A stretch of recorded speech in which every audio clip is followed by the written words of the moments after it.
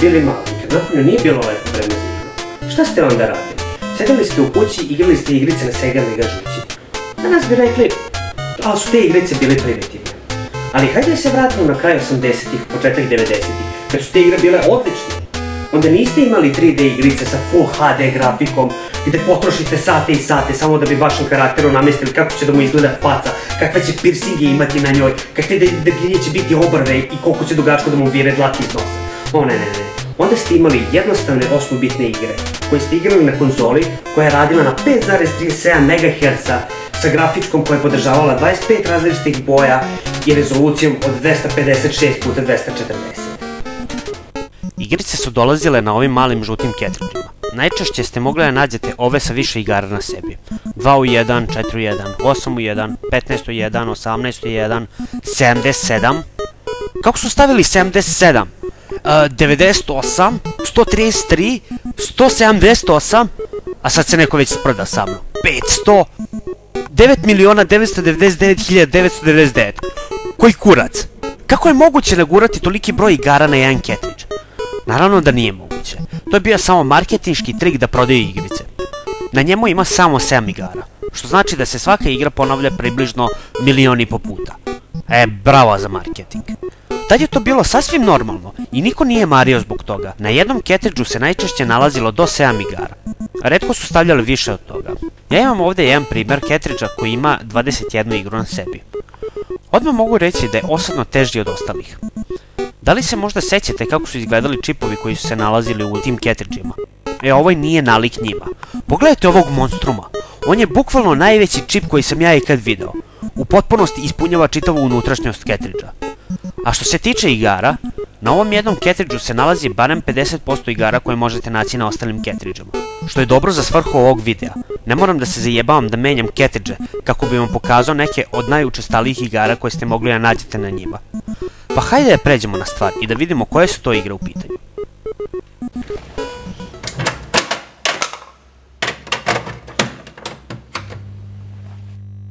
Divno, prelepo. Zar ne obožavate kad vam se ovako nešto desi? Sad moram da njakam ovaj cartridge kako bi dobio sliku.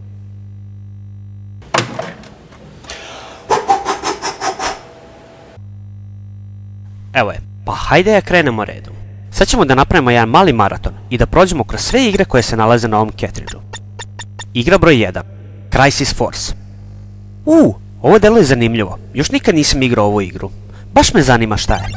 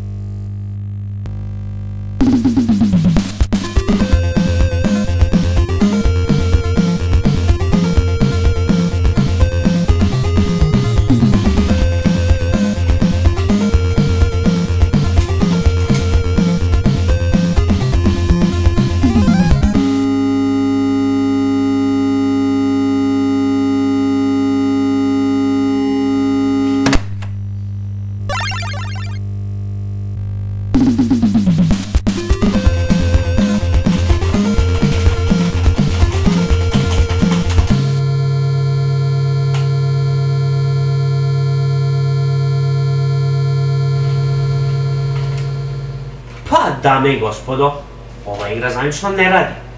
Šta se tu desilo? Ovo je jedina igra koja ne radi. A nemam je ni na jednom drugom cartridgeu. Pa, hvala lepo na ispavi. Ajmo dalje. Igra broj 2. Chinese Chess. Šta ja tu treba da radim? Najozbiljnije. Šta se ovdje dešava? Šta je ovo? Kako se ovo igra? Zajebi ovo sranje.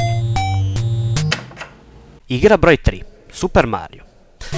Da, najpoznatiji Italijan i vodoinstalater na svetu. Ovo se zove klasična igra. Kogod je imao Segu, imao je i Super Marija. Niste mogli da imate Segu, a da nemate ovu igru. Ovo je definitivno jedna od najpopularnijih igara na ovoj konzoli. Verujem da je mnogima ovo bila prva igra koju su ikad igrali i ostala im je zacrtana u sećanju kao lepa uspomena iz detinjstva. Mada, kad bolje pogledam, kakav je ovo koncept za igru? Moraju su ljudi koji su pravili ovo bili na nekim halucinacijnim gljivama. Samo pogledajte vi ovu igru. Vi ste italijanski vodoinstalater koji ide da spasi princezu od nekog zmaja koji je oteo i jedeš pečurke i cveće kako bi bio jači i boriš se protiv hordi zlih pečuraka, kornjača, puževa, biljki, ljudožderki, ovih bodljikavih sranja koje ovaj zrikavi šupak baca se nebesa, riba meduza i provlačiš se kroz zelene vodovodne cevi i skačeš po još većim pečurkama i prolaziš kroz sva ta sranja samo da bi ti ovaj šupak na kraju rekao: "A, hvala ti Mario, ali naša princeza je u drugom dvorcu, ma mrš bre u pičku materinu." I povrh svega, zašto je ova princeza koji kurac sa vodoinstalaterom? Izgleda su svi ostali prinčevi odustali od nje, jer ona uvijek upadne u neko sranje. Jedino Mario ima živaca da je spašava. Garant on konta u svojoj glavi. Ako je spasi, možda mi da. A šta je sa njegovim bratom Luigijem? Koliko ja znam, Mario i princeza su zajedno. Zašto Luigi ide da je spasi? Zar ni on hoće? O ne, ne. Ova igra je bolesna. Ajmo dalje. Igra broj 4. Tetris 2. Pa, ovo je najobičan Tetris. Mislim da je koncept svima jasan. Imate objekte koji dolaze od ozgo i trebate popuniti ceo red kako bi ga uništili. Prilično zarazna mala igra. Pa, zapravo nemam šta više da kažem o ovom. Igra broj 5. Mojang 2. Da li čujete ovu lepu muziku koja ide u pozadini? Naravno da ne čujete, tu nema nikakve jebene muzike. A i pored svega toga, ja ovo ne kontam. Zar nije do jaja kad ubacite jednu ovakvu igru koju apsolutno ne možete da skontate i pokušavate da prokljuvite šta tu treba da se radi i na kraju završite sa stiskanjem dugmića ko retardi? I šta je ovo? Kad stisnem start dobijem ovu izdeformisanu prolupanu sliku koja izgleda kao da se neko iskenjao po njoj. I zašto umjesto pauze piše tea time? Ova igra je načisto prolupala. Ajmo dalje. Igra broj 6. Duck Hunt.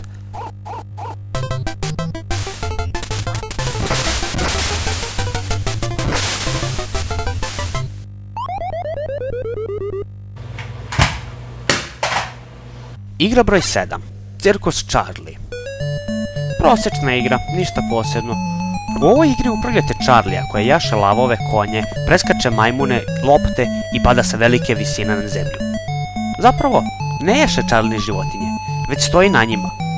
Ajde što stoji na konju, to sam još i viđao, ali što stoji na lavu, ja se baš ne bi igrao s time. Inače, upravo sam skontao da je Charlie patuljak. Pogledajte kolicni je on naspram ponija, majmuna i lopti. Pozadina se nikad ne menja. Uvijek imate istog slona na svakih 10 metara, a publika naprosto svetli dok aplaudira. U stvari ako se isti slon pojavlja na svakih 10 metara, to znači da je obim celog šatora 10 metara. Ako je obim šatora 10 metara i ako mi to podelimo sa pi, onda dobijemo da je šator u prečniku nešto malo jače od 3 metra.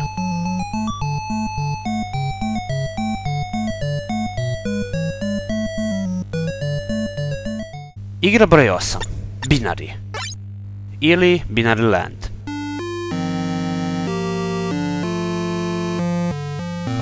Ozbiljno? Dovoljno je samo pogledajte ovu igru i odmah iz prve ćete skontati koliko ova igra jadna. Cilj svake staze je da sa oba pingvina istovremeno stignete do onog srca gore. Vaše jedino oružje je sprej protiv buba. I to je to. Kontrola je jednostavno sisajuć šmar. Jedan pingvin ide kako treba, a drugi radi sve kontra. I istovremeno ih kontrolišete, što je jako konfuzno i dovodi vas do ludila. Povrh svega toga, ova jebena muzika nikad ne prestaje. Ali nikad. I uvijek je ista za sve staze. Verujte mi, ne želite ovo da igrate. Igra broj 9. Tank. Joj, najbolja igra na svetu. Toliko jednostavna, a toliko zarazna. Ovo bi mogo da igram svaki dan. A da, a evo vam ga. Pored svega toga, možete i sami da kreirate mapu, što je cool, a? Da, vidite, šupak sam. Ogradio sam svoju bazu čeličnom barikadom. Igra broj 10. Ninja.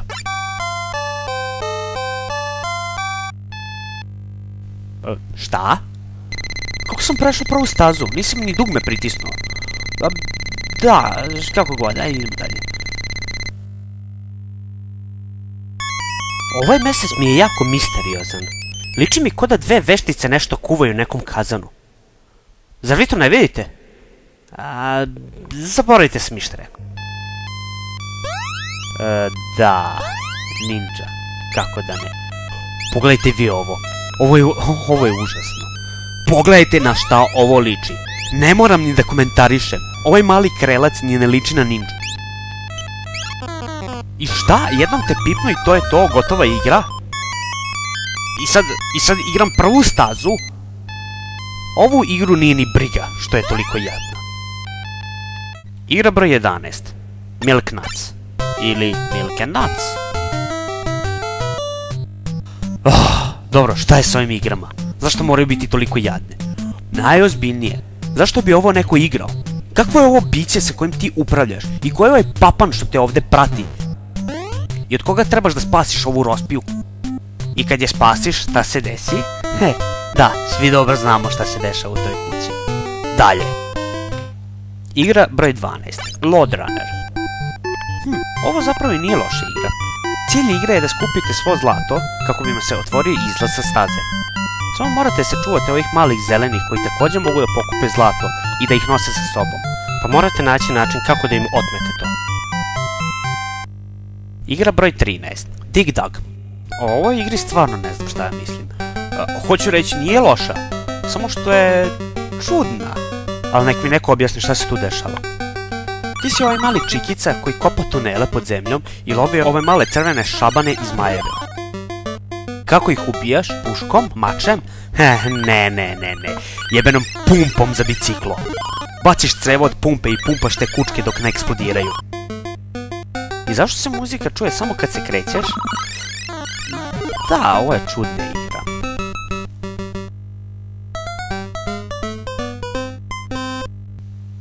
Igra broj 14. Kung Fu. To jest JR Kung Fu. Šta god to značilo.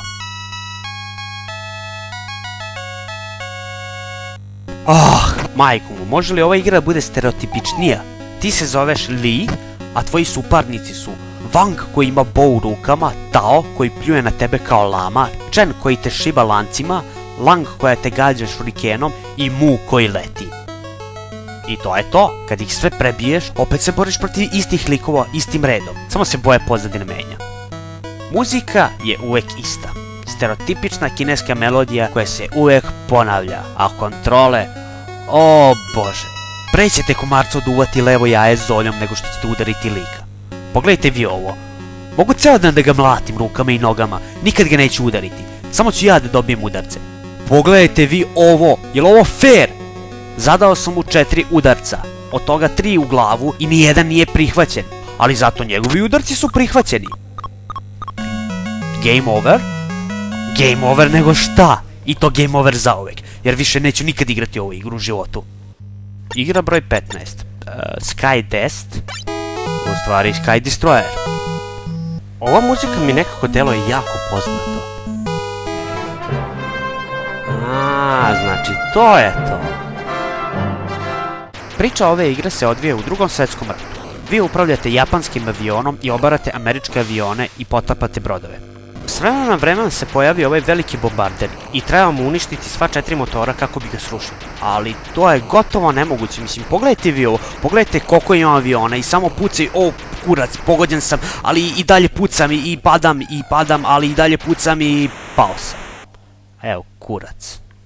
Zanimljiv detalj u ovoj igri je taj što ne ratujete samo po danu, već se doba dana menja. Prvi put kad se to desilo, mislio sam da sam prešao nivo, ali ne. Nikad nisam uspio da ga pređem. Zapravo, ni ne znam šta treba da radim. Ili imam neki određen broj koliko aviona moram da oborim, ili treba neko određeno vreme da preživim, ili šta. Nikad u životu nisam uspio da pređem nivo. Na početku piše, jasno, da igrate stazu broj 1. Ali nikad u ovoj igri nisam video stazu 2. Siguran sam da je isti đavo kao i prva staza. Znači, doživotno igrate prvu stazu, u nadi da ćete jednom preći, ali to je samo iluzija koja se nikad neće ostvariti. Igra broj 16. Popeye. Majke mi, ako vidim još jednu igru gde treba da skupljam srca, ima da povjelenim. Šta su ovo, ljubavne igre? U ovoj igri ti si Popaj i skupljaš srca, koje ti od gore baca Oliva i bežiš od Badže. Znate šta? Nemam živaca za ovake igre. Idemo dalje. Igra broj 17. Mapi. Evo jedne igre sa mišem i mačkama. Ti si velika lopovčina koja beže od gomila mačaka i usput im kradeš sve iz kuće. To je tako edukativna igra. Zapravo, ova igra može da bude jako zarazna. Prilično je jednostavna, ali je to cela lepota ove igre. Igra broj 18. Combat, to jest Field Combat. Znači upravljate letećim tanjirom, pucate i uvlačite ove vojnike u letelicu. Ali morate biti jako precizni, jer u suprotnom nećete ništa postići. Čekaj, ako pipnete vojnika, letelica eksplodira? A kako je to moguće? Ali zašto vojniku ništa ne bude? Ja ovo ne razumem. Igra broj 19. Galaksija. Vi ste u svemiru i ubijate gomilu muva koje pucaju na vas i s vremena na vreme napadaju vas pojedinačno ili u grupi kao kamikaze. Moj najveći problem sa ovom igrom je taj što možete samo jedan projektil da ispalite. I taj projektil mora ili da napusti ekran ili da pogodi neprijatelja kako bi mogli da ispalite sledeći. Inače, nek mi neko objasni šta se ovdje dešava. Imate gomilu muva koje lete kroz svemir i kad vas napadaju zvone kao telefoni.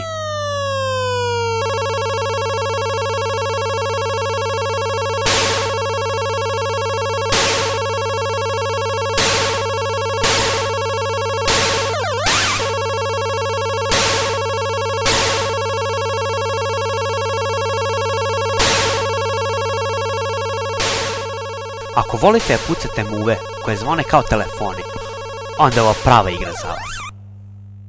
Igra broj 20. Macross. Ova igra je pravljena po crtanoj seriji Robotech, a naslov kad se prevede na engleski je Super Dimension Fortress Macross. A zašto na naslovnoj slici piše To Start Push? Nemam nikakve predstave. Je li ovu igru pravio Yoda? To start push you must. U suštini, ideja je sledeća. Upravljajte svemirskim lovcem i pucate zentrodije, a cilj je da stignete do njihovog matičnog broda, uđete u njega i raznesete glavni reaktor. Ako je to uopšte i reaktor. I tako 100 puta. Dobra stvar je ta što možete da se transformišete u 3 oblika kao u crtanom filmu. Prvi oblik je lovac. On ide najbrže, najmanja je meta za vaše neprijatelje, ali se najsporije kreće po ekranu. Drugi oblik je Guardian, on ide nešto sporije, ali se kreće brže po ekranu. I treći je robot, koji je najsporiji, ali se najbrže kreće po ekranu. I možete da pucate unazad, što je apsolutno beskorisno, jer vas nijedan neprijatelj ne napada s leđa. A zna da smeta kada hoćete da idete unazad, a neprijatelji idu pravo na vas. Možete također i rakete da ispaljujete, ali njih ispaljujete na Select. Select? Zašto tamo? Zašto nije mogla bude na nekom drugom mestu? Dozvolite da vam objasnim kontrole za ovu igru. Sa A pucate, B ne radi ništa, a Select ispaljuje rakete. Međutim, B u kombinaciji sa strelicama pretvara avion, B napred je lovac, B gore je Guardian i B nazad je robot. Ako već pucate sa A, zašto onda ne bi ispaljivali rakete na B? Samo B ničemu ne služi. I pogledajte ovo, izgubio sam sve živote i lepo je to što meni kaže game over. Ali ne mora stoji čitavu večnost. Pogledajte koliko ovo dugo traje. Pogledajte.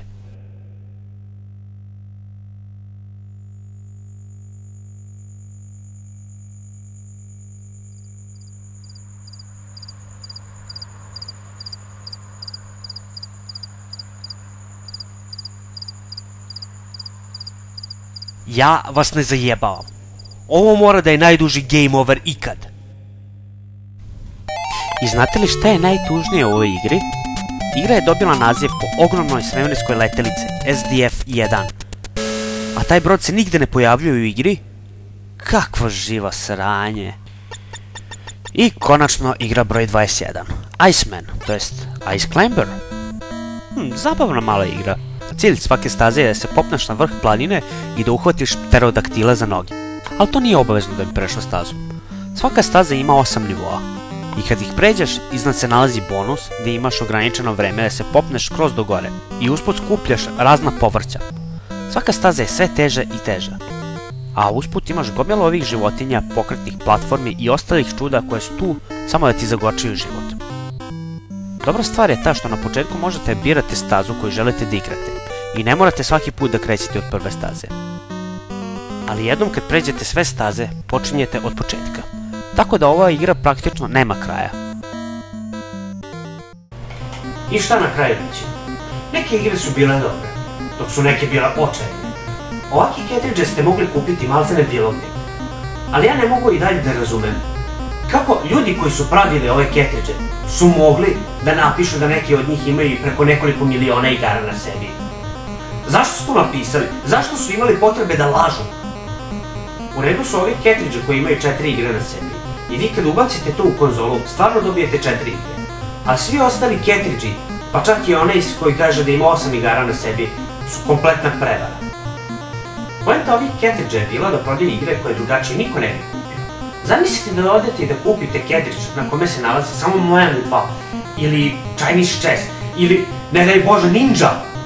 Pa ko bi to kupio? Na ovaj način su oni nama prodavali govno, a mi smo ih sa zadovoljstvom igrali.